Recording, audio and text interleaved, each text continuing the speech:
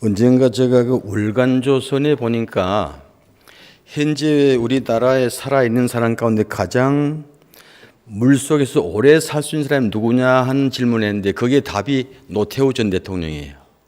왜 그러냐 그러면 노태우 대통령은 그 전투병 그러니까 그 특전단 출신이잖아요. 그래 대구가 고향인데 고향 그 집 앞에 연못이 있대요. 연못.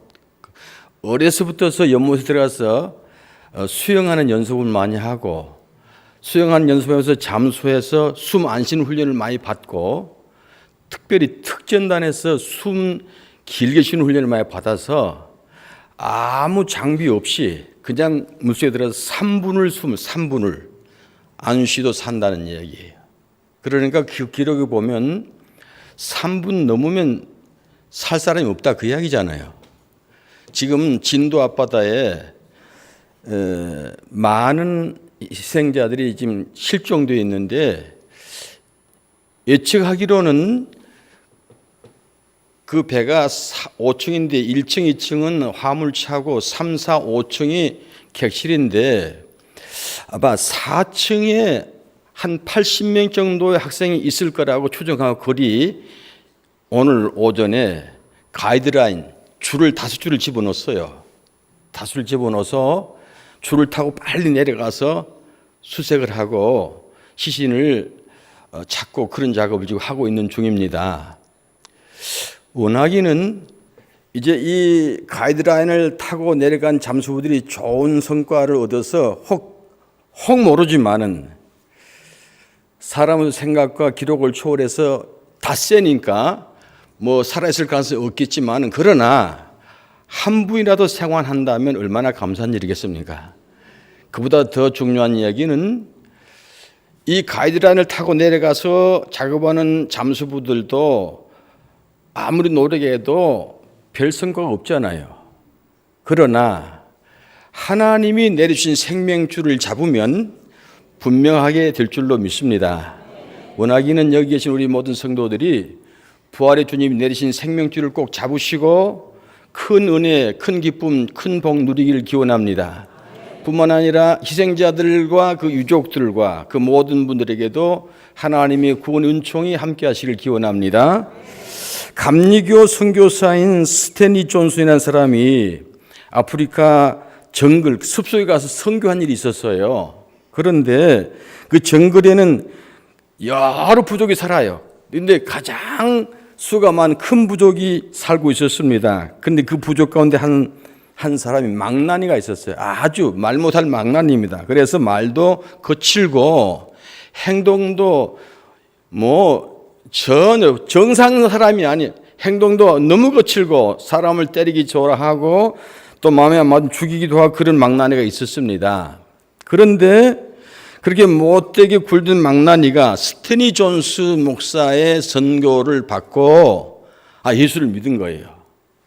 예수를 믿게 되었고 그 다음에 그가 이제 달라진 게 뭐냐 그러면 말이 달라진 거예요. 말이 달라지고 행동이 달라지고 생활이 달라졌습니다. 그리고 그는 옛날과 전혀 달리 선한 일에도 앞장서게 됐고 완전하게 새 사람이 됐어요.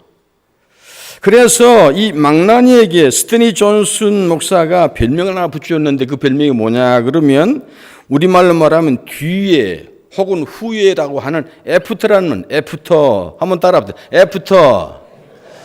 그 애프터란 말은 보통 우리가 쓸 때 식사 후에 커피 마십시다 뭐 그런 얘기죠. 그러니까 어떤 행동을 하기 위해서 뭐뭐 후에 그때 애프터 그러는 것입니다. 그런데 이 애프터라는 말은 이 망나니에게 이 사람이 예수 믿기 전에 형편없는 망나니인데 예수 믿고 난 다음에 이렇게 바꿔졌습니다. 그런 의미로 붙여준 거예요. 하지만 이제부터 이 애프터라는 말은 우리 그리스도인들이 부르는 별명이 되어야 될 줄로 믿습니다. 즉 말하면 지금 우리는 부활 이후의 삶을 사는 사람들이에요.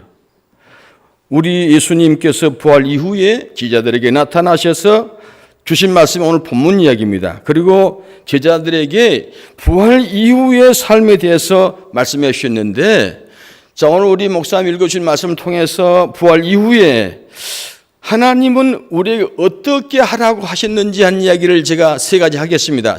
첫 번째는 부활 이후에 주님이 제자들에게 나타나서 하신 이야기는 마음을 열어주셨습니다. 따라합시다. 마음을 열어주셨습니다. 45절 이야기입니다. 저희의 마음을 열어 그랬잖아요. 누가 그랬습니까? 예수님이 그 제자들의 마음을 열었다는 이야기입니다. 부활의 주님께서 제자들에게 나타나셔서 그들의 마음을 열어주셨음을 보게 됩니다. 자, 부활 이후의 삶을 사는 성도들은요, 마음이 열려야 돼요. 마음을 열고 예수 믿어야 됩니다. 신앙생활 하면서 마음을 열지 못하고 신앙생활 하는 사람들이 참 많이 있습니다. 교회 다니는데 몇십 년씩 다니는데 직분을 맡았는데도 마음이 안 열려요. 그래서 아주 돌멩이같이 단단한 사람들이 많습니다. 이처럼 마음을 열지 못하고 신앙생활 하는 사람들은 그 속을 알 수 없으니까, 마음을 안 여니까 속을 알 수 없으니까 이 교인들 지도하는 목사님 입장에서는 굉장히 고민이 돼요. 왜냐? 속을 모르니까, 자, 이 사람이 무슨 생각을 하는지, 무슨 행편이 있는 것인지, 자, 목사님이 상담하는 것도 아니고, 또 전하는 것도 아니고, 그러니까 모른단 말이에요. 그래서 목사님이 어떤 방향으로 지도할지를 몰라서 고민하게 되는 겁니다. 또 무슨 기도를 해줄지 몰라서 고민하게 되는 것입니다. 그러기에 그런 성도를 위해서 목사님이 하신 기도는 하나님, 마음을 열어주십시오. 이런 기도를 하는 것입니다. 한번 따라합시다. 마음을 열어주십시오. 여러분, 마음을 열지 못하면 결국 자신이 손해가 되는 거예요. 자신이. 마음을 열어놓은 분들을 대화하면요, 대화가 잘 돼요. 마음이 통하니까 대화가 잘 됩니다. 그래서 그들이 무엇을 위해서 고민하고 있는지, 그리고 어떤 기도 제목이 있는지를 알게 됩니다. 그렇기 때문에 목사도 그 성도를 위해서 구체적으로 기도할 수 있습니다. 하나님, 아무개가 지금 어려움이 이렇게 있습니다. 자, 누가 이런 아픔이 있습니다. 사업이 어렵습니다. 구체적으로 기도할 수 있지 않습니까? 그러니까 유익하다 그 말이에요. 마음을 열지 못하고 있는 성도들은 아직 부활의 주님을 경험하지 못한 탓입니다. 서로의 마음을 열어놓고 있을 때 주님 온전히 그 마음을 주장하시고, 마음을 열어놓고 교회에 오면은 자, 모든 사람과 다 사랑스러워지고, 우선 마음을 열어놓고 교회에 와서 참석하면 말씀을 잘 받을 수 있습니다. 마음을 연 사람들이 특징이 그래요. 요한계시록 3장 20절 보면, 볼지어다 내가 문 밖에 서서 두드리노니 누구든지 내 음성을 듣고 문을 열면 내가 그에게로 들어가 그로 더불어 먹고 그는 나로 더불어 먹으리라 그랬습니다. 여러분, 부활의 주님이 우리가 오시는 그 과정 보면 우리가 마음을 열어줘야 오시지, 절대 우리 마음을 열고 오신 분이 아니에요. 그러니까 우리가 마음을 열어줘야 돼요. 본인이 열어줘야 주님이 우리 속에 오신다 그 이야기입니다. 그래서 주님이 들어와 오셔서 대화하고 그 다음에 싸매주시고 치료하시고 그러는 거예요. 주님은 전능하시지만은 우리 마음을 억지로 여시는 분은 아니에요. 우리가 열어야 오시는 분으로 믿으시기 바랍니다. 그래서 계속해서 문을 두드리면서 우리가 스스로 문을 열어주시기를 인내하고 계시는 분이 주님이시에요. 주님은 여러분과 인격적인 관계를 갖기를 원하고 계십니다. 마음이 다친 사람하고는 모든 것이 단절됩니다. 예배 시간에도 마음 문을 딱 닫아놓고 예배 드리게 되면 그 시간이 얼마나 지루한지 몰라요. 고통스럽고 힘들고 잡념 생깁니다. 목사도 마음 문 닫아놓고 앉아서 예배 드리는 사람들을 바라보면 설교가 얼마나 고통인지 모릅니다.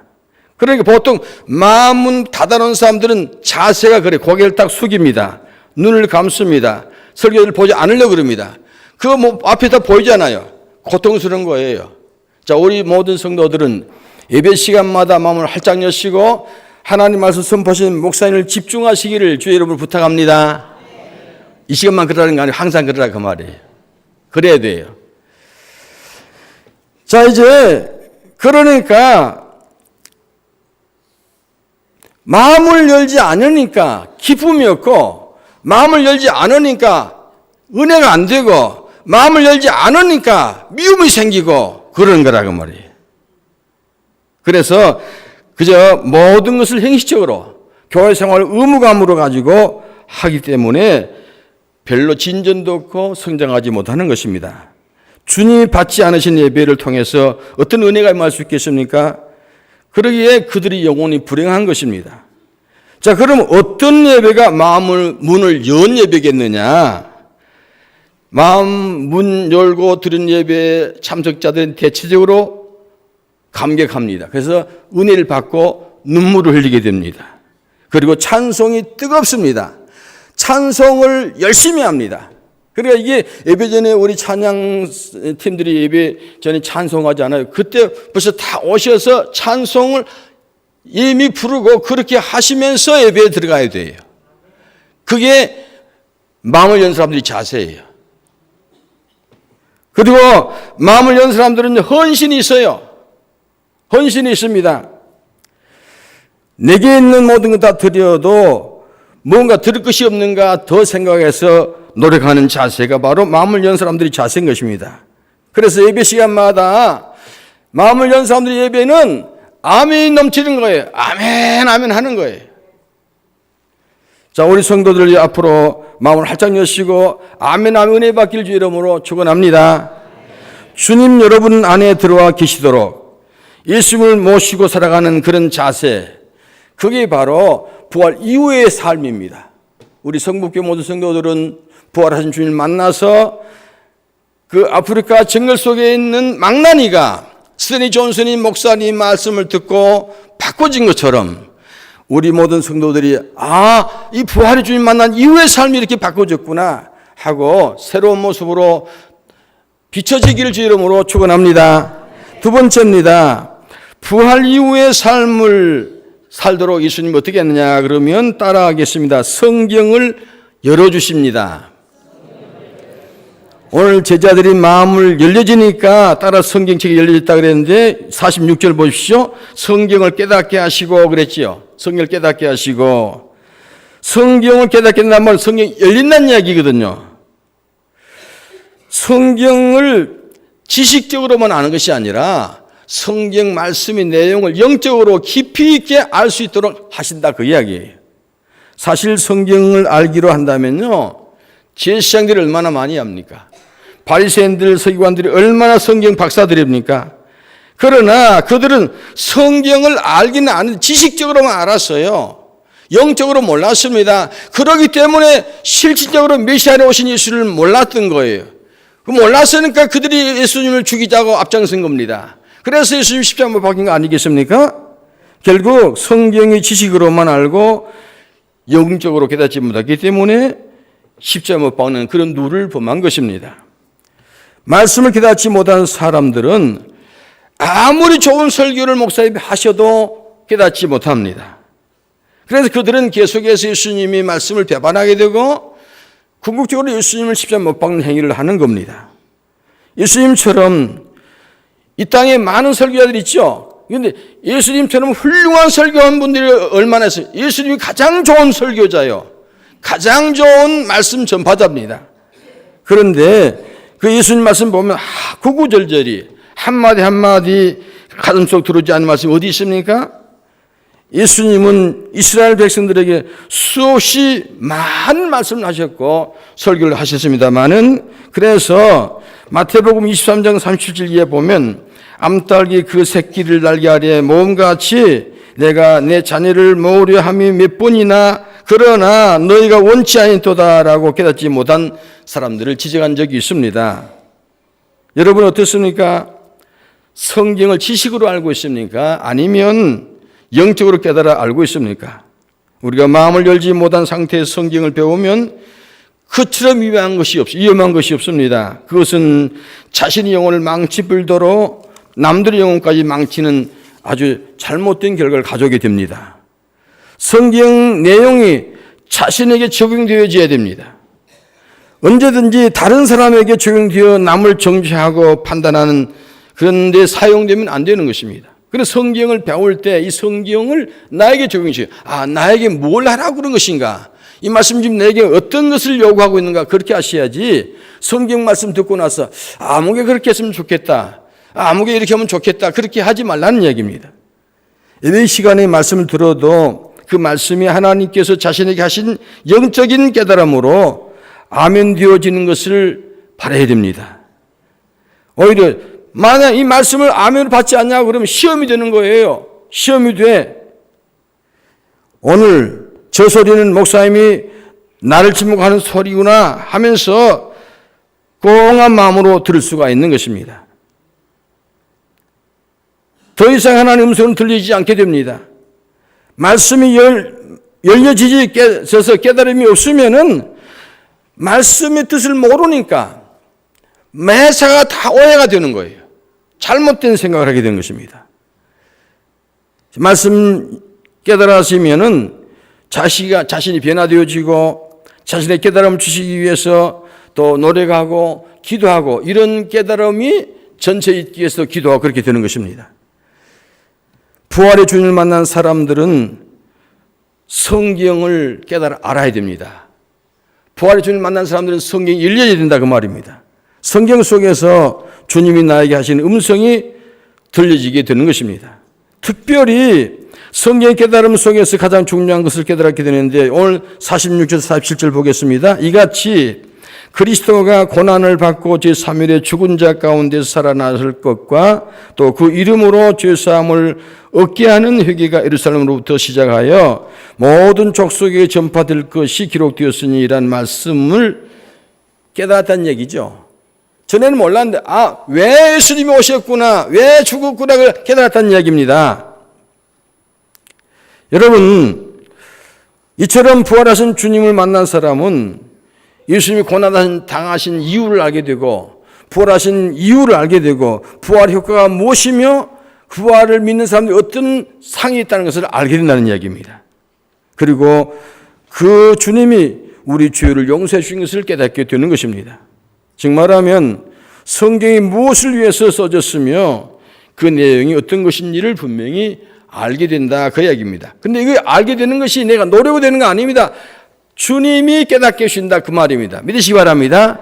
주님이 깨닫게 하신다.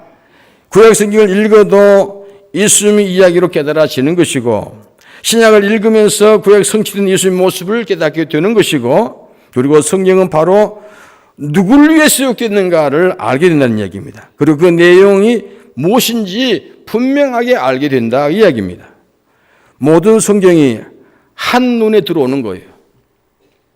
그래서 그렇게 깨닫는 사람들이 하는 말이 성경을 읽고 나서 꿀송이처럼 달단 말을 하잖아요. 깨달음이 있을 때 하는 이야기입니다. 말씀이 깨달아지게 되면 재미있고 그다음 은혜가 되고 지루하지 않습니다. 그래서 그 말씀이 꿀송이보다 단다는 그런 간증을 하는 것입니다. 여러분, 말씀을 지식으로 읽지 마시고 말씀을 영적으로 깊이 있게 읽으시기를 부탁드립니다. 이 세상에 가장 짧은 편지로 유명한 편지 내용이 하나 있는데 그게 뭐냐? 빅토 위고라는 사람이 쓴 편지 내용인데 그는 역사상 가장 위대한 서사극이며 장엄한 감동을 주는 리미다데벨이라는 소설을 썼습니다. 그리고 그 완성된 원고를 출판업자에게 넘겨준 다음 기대감에 부풀어 답장을 기다리고 있었는데 그러나 시간이 흘러도 답이 오지 않아서 기다리다 못해서 위고가 편지를 써서 보냈습니다. 편지 내용이 다름 아닌 물음표 하나 딱 써서 보냈어요. 근데 답장이 왔습니다. 답장이 왔는데 무슨 말이 났느냐? 아무 말이 없고 느낌표 하나가 있는 거예요. 느낌표 하나가. 그런데 그보다 더 짧은 편지가 있습니다.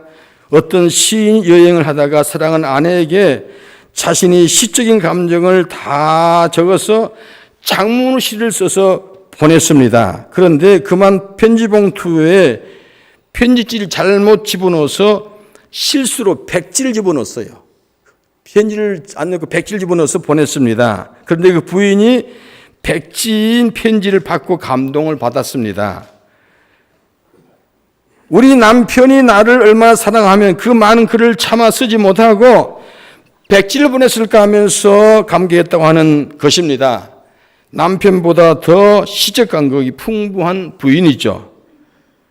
여러분, 깨달음이라는 것이 바로 이런 거예요. 주님이 하신 말씀의 깊은 의미를 깨달아 아는 성도 바로 이런 것입니다. 여러분, 그런데 이것은 억지로 되는 것이 아니라 부활의 주님 만날 때 이런 은혜를 받게 되는 것입니다. 사랑하는 우리 성북교회 성도 여러분, 부활의 주님을 만나서 여러분이 말씀을 읽을 때마다 무릎을 탁탁 치면서 이 말씀이구나. 이래서 주님이 부활하셨구나. 이래서 나를 택했구나 하고 깨닫는 성도 되길 주의 이름으로 축원합니다. 세 번째입니다. 따라하겠습니다. 복음의 길을 열어주셨습니다. 말씀을 깨달아 알게 되면 어떤 일이 일어나느냐. 48절 보면 말씀을 깨달은 그들에게 너희는 이 모든 일의 증인이라. 따라합시다. 너희는 이 모든 일의 증인이니라. 말씀을 깨닫고 나면, 복음을 깨닫고 나면 하지 말라 해도 하는 거 있어요. 이게 뭐냐? 증인 역할이에요. 전도한다는 얘기입니다. 하지 말라 해도 하는 거예요. 왜 그러냐? 이 깨닫고 너무너무 간직하니까 혼자 간직할 수 없어서 이 말을 하는 겁니다. 여러분, 깨닫고 자신이 깨달은 내용을 전해주지 못해서 안타깝게 되어진다 그 말입니다. 깨달음이 크면 클수록 더 그런 것입니다. 그 깨달은 것은 전해줄수록 기쁨이 더해지기 때문입니다. 그렇게 되기 위해서 성경 우리에게 요구한 것이 뭐습니다? 뭐냐 보면 기다리라 그랬습니다. 따라합시다. 기다리라. 그냥 가지 말고 기다리라. 다시 말해 위에서부터 능력을 받기까지 기다리라는 것입니다. 빈 소리가 요란한 말 있잖아요. 소리가 빌면요 자연이 시끄러워요. 은혜 못 받으면 자연이 시끄럽습니다. 근데 기단에 은혜 받지 못하고 나가서 이 말 저 말 하면 시끄러워지는 거예요. 그러니까 내 말이 아니고 내 간증이 아니라 주님의 말씀을 하기 위해서 기다려야 돼요. 무슨 기다림이냐? 능력을 받기까지. 할렐루야. 기다려야 됩니다. 그래서 사람들이 예루살렘에 모여서 기다렸습니다. 10일 동안 기다렸습니다. 그리고 성령 충만했습니다. 그리고 흩어졌습니다. 가서 그들이 받은 바 모든 경험을, 들은 바 모든 내용을, 본 바 사실을 다 말하지 않을 수가 없었습니다. 이게 부활 이후의 삶인 것입니다. 여러분, 그들은 그냥 가지 않았어요. 예루살렘에 갔습니다. 그래서 모였습니다. 함께 기다렸습니다. 그러므로 우리는 위로부터 능력을 받기까지 기다려야 될 줄로 믿습니다. 즉 말하면 성령 충만함을 받는 것이 중요하다 이야기입니다. 부활의 주님을 만난 제자들은 그 자리에서 파송하지 않으셨고 우선 그들을 다 예루살렘에 가서 기다리라. 따라합시다. 예루살렘으로 가서 기다리라. 예루살렘이 어디입니까? 교회입니다. 교회에서 기다려야 돼요. 그래서 말씀을 듣고 목사님의 지도를 받고 능력을 입어야 된다 그 말이에요. 그리고 흩어져야 돼요. 그게 부활 이후의 삶이에요. 그냥 흩어지는 거 아닙니다. 여러분, 기다려서 뭘 합니까? 기다려서 모여서 잡담합니까? 뭐 작당합니까? 아닙니다. 기다려서 뭘 하느냐? 기도했었어요. 기도. 함께 모여 기도하는 것입니다. 왜 그러냐? 하나님의 이 귀한 말씀을 증언하면 이 엄청난 사실을 어떻게 내 말로 다 증언하겠습니까? 상대방의 마음을 감동시켜야 되지 않겠어요? 상대방의 마음을 다 감동시키려면 내 말이 안 되잖아요. 내 말은. 그러니까 내가 한마디 말을 해도 상대방의 마음을 감동시키기 위해서 기도가 필요하다 그 말이에요. 여러분, 성령 충만함을 입고 파송받을 때 결과가 있는 것입니다. 말의 힘이 있습니다. 그리고 기적이 있습니다. 그리고 병든자가 일어납니다. 그리고 이게 능력을 잃게 되면 절대 교만하지 않습니다. 다 겸손해지고 결국 자신들이 온 삶을 순교제물로 들 수가 있는 것입니다. 그러니까 부활 이후의 삶을 경험하면 그전과 전혀 딴판이죠. 아프리카 정글의 망나니처럼 바꿔지는 것입니다. 그러므로 예수님은 제자들의 깨달음이 크면 클수록 더 기다리게 하셨습니다. 위로부터 능력을 입을 때까지 우리는 우리 안에 깨달아진 복음을 간직하고 있어야 된다는 이야기입니다. 그렇지 않으면 우리는 복음을 너무 가볍게 쏟아부을 수가 있습니다. 기다림은 우리에게 소중한 과제입니다. 여러분, 예수님은요, 이 3년간의 사역을 위해 30년을 기다렸었어요. 사도 바울은 다메섹에서 예수님 만난 다음에 아라비아가 3년 동안을 수학하고 나서 비로소 사도 역할을 한 것입니다. 제자들에게도 지금 부활의 주님을 만나고 흥분된 시간들이지만은 주님이 가라 그러지 않았어요. 가서 기다리라 그랬습니다. 오늘 우리에게도 이 기다림 시간이 있어야 될 줄로 믿습니다. 그 기다림의 시간은 기도하는 시간입니다. 기도로 준비하고 기다리면서 말씀 공부해서 깨달음이 있어서 말씀을 알 때 힘을 입어서 나아가 전파하면 열매가 맺혀질 줄로 믿습니다. 사랑하는 성도 여러분, 우리는 부활 이후의 삶을 사는 성도들입니다. 세상 사람들은 여러분의 모습을 바라보면서 예수님이 저렇게 사셨나 보다 하는 거예요. 우리 신앙생활이 어떤가에 따라서 살아계신 예수님을 볼 수도 있고 예수님을 가로막을 수도 있고 그렇습니다. 만약 우리가 잘못된 삶을 살면 계속 우리는 예수님 십자가에 못 박는 짓을 하는 것입니다. 왜 그렇습니까? 우리 잘못된 생활에서 예수님 모습이 가려지기 때문에 그렇죠. 여러분의 신앙생활 속에 먼저 마음을 열어놓으시기를 부탁합니다. 여러분, 이 교회 들어가면서 절대 마음을 닫지 말고 확 열고 신앙생활 하셔야 돼요. 마음을 여시면 깨달음이 있어요. 성경 말씀 읽을 때 깨달음이 있기도 은혜가 됩니다. 마음을 열어서 깨닫게 되면요, 힘을 얻게 돼요. 능력이 생겨요. 그래서 안 시켜도 말씀을 전하게 됩니다. 여러분, 우리 교회가 이제 새 목사님 오셔서 2년째인데 여러 가지 지금 도약을 하기 위해서 노력하는 걸 보고 마음에 참 기쁨이 있고 감사함이 있습니다. 그런데 여러분, 제가 목회해 보니까요, 절대 목사님 혼자는 안 돼요. 교인들이 도와줘야 됩니다. 원하기는 모든 성도들이 마음 활짝 여시고 오시기 바랍니다. 그리고 성경을 깊이 있게 읽으시고 깨달음이 있기 바랍니다. 그리고 기다리십시오. 성령 충만하게 기도하며 기다리십시오. 성령 충만하게 되면 가서 말씀을 열심히 증거하고 전파하여 우리 교회가 날로 달로 왕성하고 부흥하고 커져가기를 주의 이름으로 축원합니다. 기도하겠습니다. 하나님, 부활의 주님 만난 저희들의 삶이 마음 활짝 열려지기 바랍니다. 그리고 성경을 깊이 있게 깨달을 수 있도록 성령의 역사를 요청합니다. 온 성도들이 함께 모여 성령 충만케 되어 받은 은혜 가지고 나가서 열심히 전파하여 교회가 날로 달로 왕성하도록 축복해 주시옵소서. 예수님의 이름으로 기도합니다. 아멘.